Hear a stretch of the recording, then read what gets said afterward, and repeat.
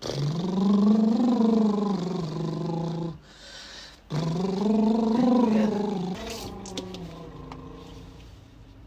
်အသံတော့ဟဲ့ဘာလဲမုတ်နေရတဲ့ကလေးကလားနဲ့